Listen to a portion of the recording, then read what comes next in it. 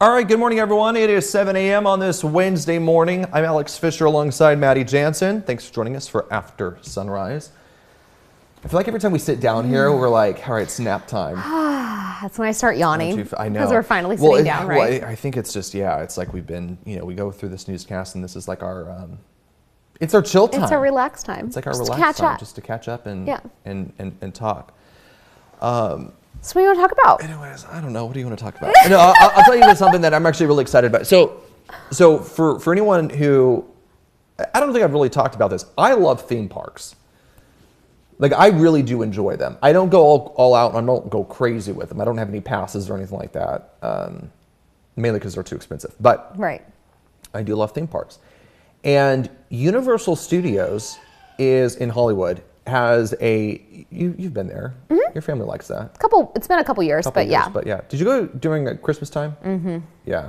The day after Christmas. Big mistake. Oh, yeah. Rule number one. Don't go the day after Christmas. Don't go to any theme park. Don't do it. On December 26th. No. Highly do not recommend. Because everyone has the same idea. Exactly. But everyone gets those tickets for Christmas. We were like, oh, we're going to be... No, it's a terrible time to go. Did you do the studio tour? Yeah. When you were there? Oh, yeah. Okay, so great. you know the last part of the studio tour is the Fast and Furious. Yes, the kids loved that. Yeah. I thought that was so cool. That's closed. Oh, they don't have that in the studio tour anymore? No. Oh, okay. Because of this. This is the Fast and Furious roller coaster. Oh, wow. At Universal Studios. Check that out. So take a look. It is complete. That's fun. It is complete. Man, that thing's huge. It is. And this is Universal Studios' first outdoor roller coaster. The Mummy's a roller coaster, as you know, but that's indoors. But look at this thing. Isn't that huge? It is. It's really big. Seems like a long ride. Yeah, well, it's supposed to be Fast and Furious. No, but I'm actually really excited about this. I think it is going to be so I am a thrill seeker. You like roller coasters? I love roller coasters. That's one of the reasons why I'm the person who loves to go to Six Flags and the bigger. It's been a long time since I've been on a bigger, big roller coaster. Yeah. I don't know. I used to love them. Yeah. But I don't know if I'd be any different now. Okay. I don't like to spin in circles. So that's different. Then you're going to hate this one. You ready? Why? Here's the reason why. So this is going to be the theme park's only high-speed roller coaster. Mm-hmm. And the cars are going to rotate 360 degrees throughout the ride. Ew.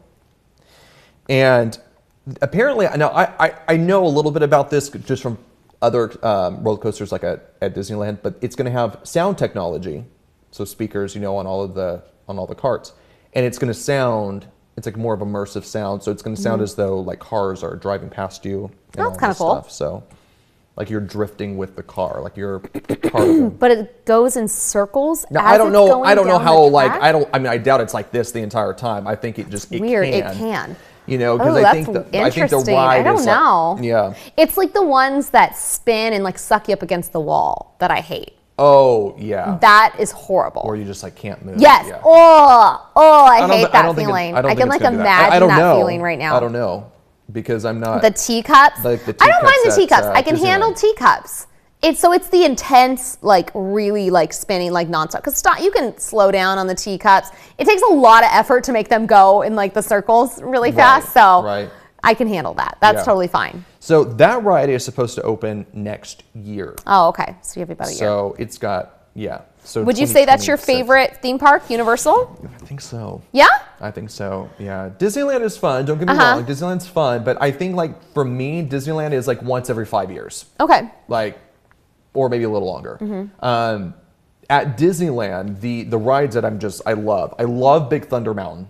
Yes, that one's Big Thunder always Mountain, fun. I think is so much fun. That roller coaster has got to be one of the most fun rides I think you could ride. So that's always fun. Space Mountain, of course. Right. So much fun. But my favorite is the Star Wars I've not done that one. Rise of the Resistance. That one is so unbelievable.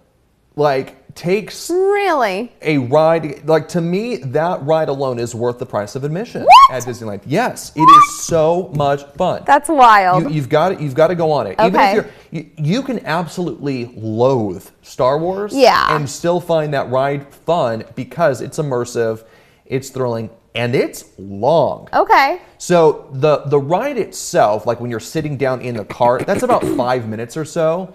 But I would say that the ride is like almost 20 minutes. Because it starts earlier than Because that. like you're still in the queue, you know, but like you're not, like they're moving you around from, you're not just like standing there in a Right, line, waiting. you know, and so it feels as though you're like in the ride already. Okay. And it's all, you know, necessary and it's all essential for you to go through the whole experience to fully get the ride. Because no spoilers, but you know, it's you go on the ride and you're trying to, you know, get past, you know, the Death Star. You're supposed to it's not the Death Star, it's Kylo Okay. Ren. You're supposed to get past Kylo Ren, but then you're captured. Okay. And so you're trying to get out. Fun. And that's the journey. But you have to first get captured, and then the ride itself is getting out of it. So Okay, yeah. fun. So it's fun. But back to Universal, I love you. Did you do the Harry Potter ride? Yes. That one to me is so much fun. It's so cool. And again, I thought that was kind of, and I don't know if it's similar because I've never done the Star Wars ride. It's kind of similar because like the line itself is part of the experience, right? There's some similarities. Okay. Some similarities. Not quite Still as- a very different ride. Okay. Not Very quite different as ride. immersive. But what I will say is what I think you're seeing is you're seeing these theme parks now like almost creating a war between themselves on who can come up with the next bigger and better thing. And so, you know, Disneyland, of course, they have the nostalgic aspect to it, you know, as well. But with Harry Potter World, Universal comes out with Harry Potter World years ago, probably like more than a decade ago, I'd say. Yeah, it's been over a decade, which is crazy. Yeah. So they come out with Harry Potter World. And to me, it almost seemed as though Universal looked at Disney and said, hold my beer. Like, let me show you what a ride Harry is supposed Potter to look like. World is So really did that cool. amazing. And then Disney said, excuse me, do you know who you're talking to? And then came out with, spent over $1 billion at Disneyland and put together Star Wars Land. And will blow you away. Now, Universal Studios in Florida has come out with, I think it's called Epic Universe, which is supposed to officially open next month. That's in Florida, not here in California. But apparently they did like a media day or whatever, a soft opening for some people. And again, it's like Universal said, oh, you think you're so good, Disney? Like, well, we will. Well, what's we will Epic show you." Universe based on? So more Harry Potter rides, new Harry Potter rides. Oh, yay. So now, Not that I'm ever going to go, but cool. So here's what's cool. It's the Ministry of Magic.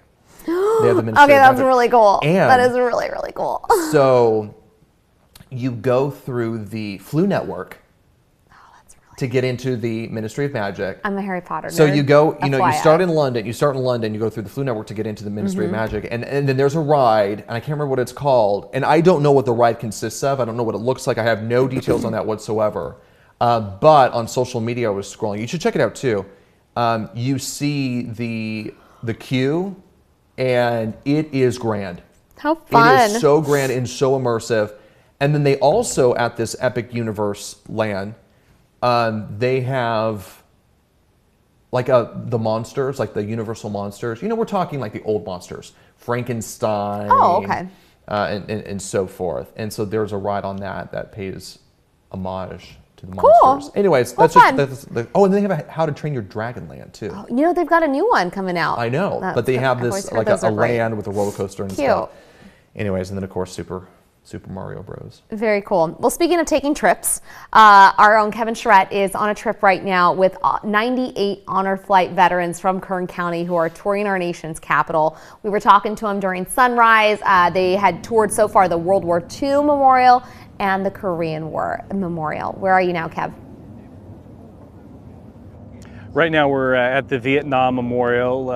This is our third stop of the day on this whirlwind trip to Washington, D.C. for our veterans out of Kern County.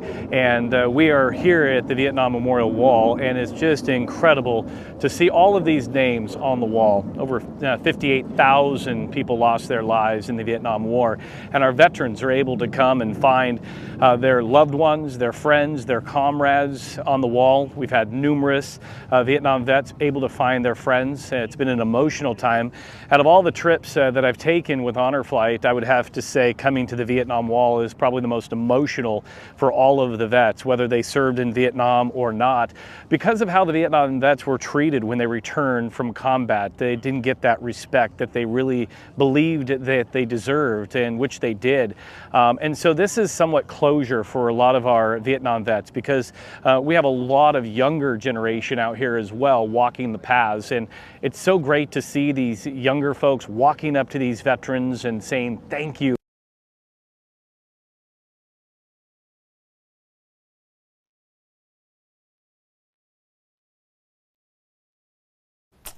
Oh, we just lost darn it. Kev's signal there, unfortunately. Yeah, so about, what was it, like 10, 15 minutes ago? Oh, he's back. Kev, can you hear us? See if we... I think we're back. I think Okay, I was yeah. walking around too much and Okay. losing a signal. But yeah, so our veterans are still here at the Vietnam Memorial, taking in all the sights here. And then what we will do next is we'll go to the Lincoln Memorial, which is just across the way. And then after we visit the Lincoln, we'll go have lunch. And they still have a lot of sights to see. We still have to go to the Navy Memorial. And then tomorrow, before we actually come home, they're actually going to be going to Fort McHenry. And then also tomorrow morning, they're going to get a police escort as we make our way to the Capitol. And it was interesting yesterday as we were making our way into town, one of the veterans was so excited to see when we head there tomorrow. So I'll have much more tomorrow morning on Sunrise. All right, Kev. Hey, we're really glad that you're there, because you're giving us a perspective on, we all know about Honor Flight Kern County. We all know about what they do. We all know how great it is. But you really can't appreciate it until you start talking to these veterans when they are in front of these Right. memorials, when they are actually there. And again, you just talked to that one veteran, Kev, a few minutes ago, who just, he was overcome with emotion. And it really illustrates what is going through their head right now. How much it means to and them. how much it means to them to experience these memorials. Yeah. Yeah, for him it was raw emotion. Again, he wasn't even able to talk about Vietnam until he was 60 years old because of how he was treated when he came back. And so again, that was raw emotion. And afterwards, a young man, 14 years old, walked up to him, shook his hand, and they had a good conversation. And I'll be sharing that tomorrow morning with you. But pretty incredible to see a 14-year-old giving such tribute to one of our Vietnam veterans. I love that. And then we have a World War II veteran as well, who you talked to this morning on the flight, which is incredible.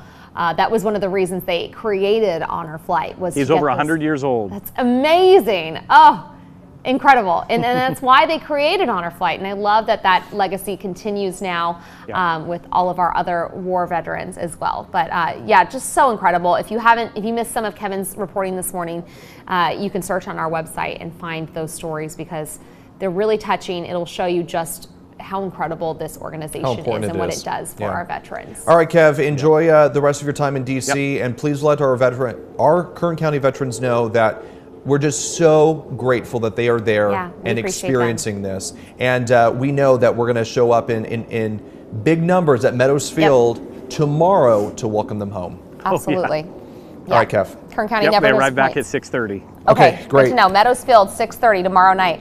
Kern County never disappoints. It's always incredible to see the turnout out there. My mom got to be a chaperone a couple of years ago, and you don't have to know a veteran to be a chaperone. You pay your own way. Yeah, a lot of people do. Like, they go with their dad or their grandpa or uncle or something like that. But you don't have to. My mom, there are a lot of veterans who get to go who don't have a family member who can go with them. The chaperones pay their own way. So you can go and help make this possible for our veterans, which is really cool. She said it was just such a special experience. She's always trying to get me to go do it as well. So it's really cool. I think they always need chaperones. So you can reach out to Honor Flight and do that if that's on your heart as well. Yeah, I think it's a great organization. So important. All right. We're going to switch gears here just a bit. I want to talk to you about being lazy. Okay. So we have talked about, and you've even talked about the importance of being bored, you know, and letting your body kind of just like... Two different things though, right? They are. Lazy and bored. Yeah, lazy and bored. They're two different things, but talk about how like, it's important. But there's a new study out that shows what the average American thinks they need to spend per week, days per week on being bored. So the average American says that they need 2 days. Look at, or lazy, man. sorry, not bored, lazy. Okay, see, that's okay. I'm good with that.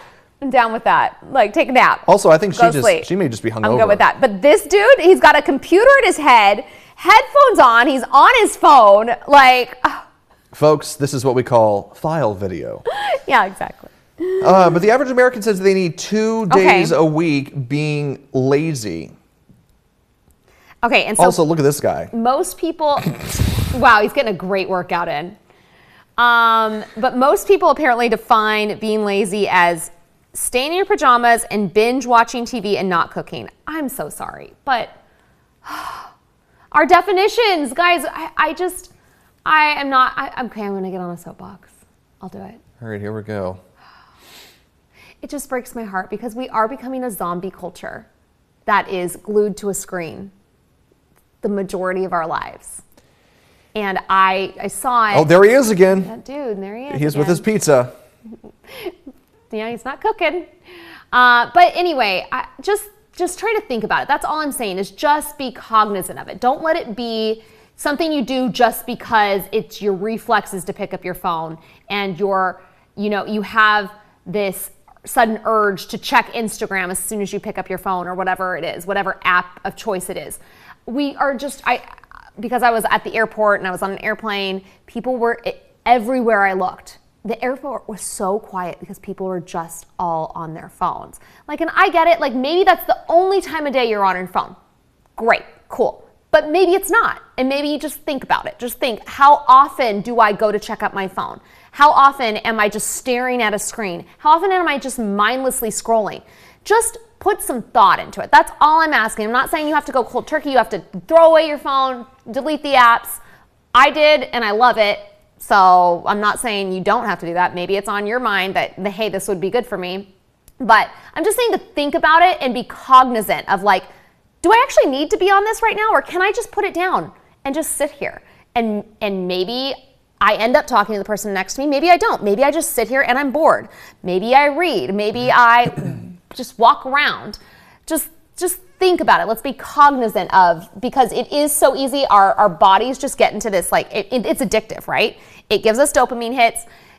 As soon as I pick up my phone, at least I used to, like, I would go to pick up my phone to call or text somebody and forget what I was doing instantly. And, oh, I tapped the app. And now I'm on here for 10 minutes or more. And wait, what was I doing? Or I open it to like check a message or a recipe or something like that. And you just get sucked in. So just try and be cognizant of it. That's all I'm asking. Boy, did I get off the rails there. I'm sorry. Does anyone have a time on Let's be lazy. that? Let's be lazy. I wonder what your speech time was on that. I just noticed it so much more after too reporting lazy on to it time last it. week. No, I know. I just noticed it so much. And like I at school pickups, I notice, parents on their phones, kids on a device. And I'm just saying, let's be cognizant. You know what I love, though? I don't know the rest of your day or your life, but you do. Think about it. So I actually love being lazy. I think it is important, but you have to be careful, like you said, with how you're being lazy, right? And for me, I actually like being lazy, like out and about. And I like spending alone time with, I've talked about this before. I like spending alone time by myself, out in public. Adam, our director, just said, that's not being lazy. That's not his definition. That's like... So what are you doing being lazy out in public? So like, for example, I love getting a meal by myself. Okay. Not scrolling on the phone. but usually talking to people who are around me. And here's the thing, what I have found, people want to talk. Yeah. People want to talk. Now, again, I'm not that person who's like, hello, like, tell me about your life. Spill all of your secrets. I'm not that person. But I am a person, and I like to... You are a person. Contrary to what others may think. He's not a robot. I am not. I am not a robot, but I do like talking to other people and and sometimes I'm not talking. Sometimes it goes on for hours. Other times it's just like a 10-minute conversation, but it's just kind of hanging out. It's enjoyable. It is. And I will say, I'm not that person who, if you don't want to talk, I'm not going to be like, oh, I'm determined to make them talk. I'm not that person. I know a lost cause when I see one. I abandon ship. But it is more than not, people who are there, and usually they're doing work or catching up on or mindlessly scrolling. One of my friends, a couple years ago, I was at a wine bar with someone, and we were talking and whatnot, and the girl next to us was sitting there at the wine bar, not on her phone, but with a book. It was Friday night. Shocking. I know, right? It was. I'm sorry. It's so funny when you snort. She was sitting there on Friday night with a book in her hand, enjoying a nice glass of wine.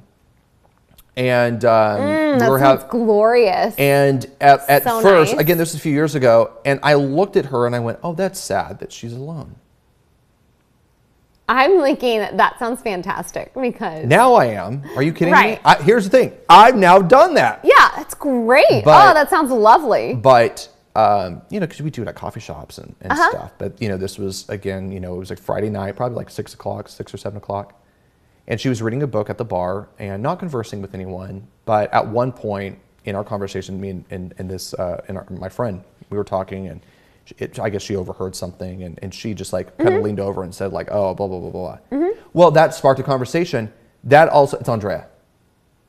It's Andrea. Oh. That sparked a. That's how you met her, you mean? Yeah. Oh, okay. That sparked a That's friendship. cool. Now, and now she and her fiance, some of my Aw, best I friends. love that. But That is cool. she was having a lazy day, a healthy lazy day.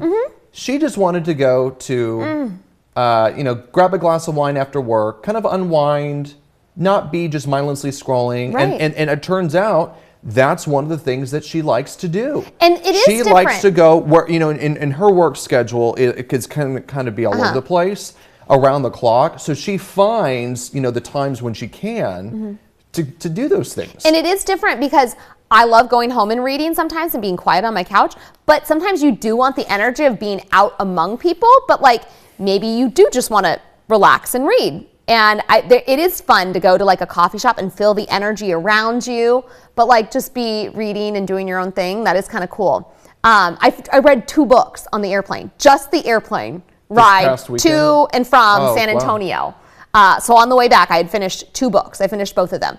And it was great. And I do appreciate being able to access ebooks on my phone, and I do that sometimes, but I much more prefer in my hand. And I think it opens you more up to conversation too when you're holding it in your hand versus you're on your phone. I just feel like people are more hesitant to interrupt you or say something to you because they don't know what you're doing on your phone. You kind of send a signal that like, I don't want to be bothered. I feel like when you're on your phone. Well, I think it is I mean, how many times, and I'm guilty, I've done this before, where I see someone who I really don't want to talk to, whether I see So you get on a phone. So I get on my phone. Right. I mean, I've done And that when I've been uncomfortable before. because Like, why- I'm not going to lie. why? I try to not do it anymore, though, because I recognized it. You can pretend to look busy Busy. out in public. Yes. Like, oh, you're, writing an email and you're so focused Yeah. on, whatever, Exactly. whatever it may be. And so you can be out in public and look busy and preoccupied. unapproachable. And look unapproachable. But I Yeah. feel like when you're reading when you have a paper book in your hand, you look much more approachable. So you're still open to being approached, and it's okay to like say something to you. And also, if you're thinking like, what's the difference? I'm reading posts on my phone versus I'm reading a book. It actually is different in how it stimulates your brain, how good it is for your emotional health, your mental health, And again, it helps create these neural pathways in your brain when you're reading a book, or even listening to an audiobook helps create those neural pathways that are different than reading short segmented posts. It's very different. I've heard that argument before. Like, oh, I'm just reading posts on your phone. But those short little clips of information are doing something very different to your brain than reading a book or an article or listening to an audiobook does. So one of the things that I've actually noticed, because you know how we hear about how kids have a very short attention span, right? Like, I think it is right now, like it used to be generations ago, it used to be like 12 seconds was like the average. Like you could keep someone's attention like on average for like 12 seconds. My generation, probably our generation, is like 7. It's now down to like 3, I think. Oh my gosh. Like if you can't get someone's attention in 3 seconds, you've lost them. Wow. It's over, right? Which is mind-boggling. Yeah. And it just shows you how like it's so you start to wonder, like, why is that? So my niece, who is about to turn 1, she's more engaged with life and everything. And my brother and sister-in-law, they're very adamant about not giving her a device. Good. Not giving her a device. Don't do it.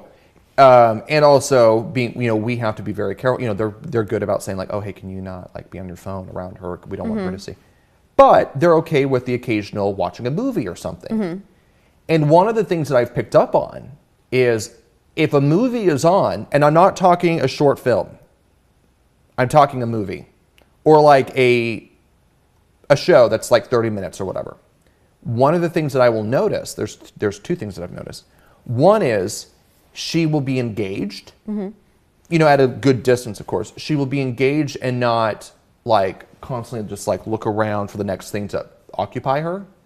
But I've tested this before too, where I will get in her peripherals and see if she'll, look over. And it turns out every time that she looks over, she'll come to me, she'll come to us. And so it's a good reminder of like, because she's not solely focused on the device, just like this. Kind of like a zombie. Yeah, and like, you can be I mean, seriously, because what happens now, there's so many people who are like, they have a show on in the background at the monitor, the TV monitor is, several feet away, watching a TV show or whatever, but what are they also doing? In front of the TV monitor is a device that is inches from their screen. Yeah. And so it's so funny how it's like you have and again, there's all, I'm not saying that there are, TV's great, everything's great. There's obviously other issues with TV too. But it is the bright device that is right in front of you, and the fact that you have all control. You control everything. It's bad for your, but you don't. You think you do, You but think that's you the do, thing. but You actually it's don't. trickery, It right? is controlling you. Yeah. It is addicting. It is endless. The scroll is endless, and it feeds you what it knows you want, so that you stay on it longer. You may think you're being in control, but you are being controlled. But going back to your niece, I read an interesting article the other day about kids and parents showing them like older TV shows instead, like going back to the 90s and even further, and how these parents, this is a anecdotal experience, obviously, but she said it was easier to pull him away from. There were no fits when I was like, okay, TV's done, show's over, showtime's over, we've reached our limit. There were no fits. It wasn't as addictive. He was sleeping better at night, and he had a better attention span, because now, more often than not, kids' programming is fast. It's colorful, and it's like bouncing back and forth between images because it entrances them. The focus is on stimulation, not on storytelling. Overstimulating, yes. Yeah. And so it used to be, it was much more about storytelling, and that is much healthier kind of television. Yeah. Also, if you're going to watch it, watching it with a family member makes it more of an experience versus a babysitter kind of situation, which is not healthy. Right. I understand it. We all do it to some degree, but it's not healthy for the child's brain by any means. So, well, anyway, something that you can do, with your family. Absolutely. Let's turn off the screens. Yes. Go outside. It's a beautiful morning out there. It is. Beautiful, beautiful weekend. Go enjoy. In store as well. All right. Thanks so much for joining us for After Sunrise. We'll see you tomorrow.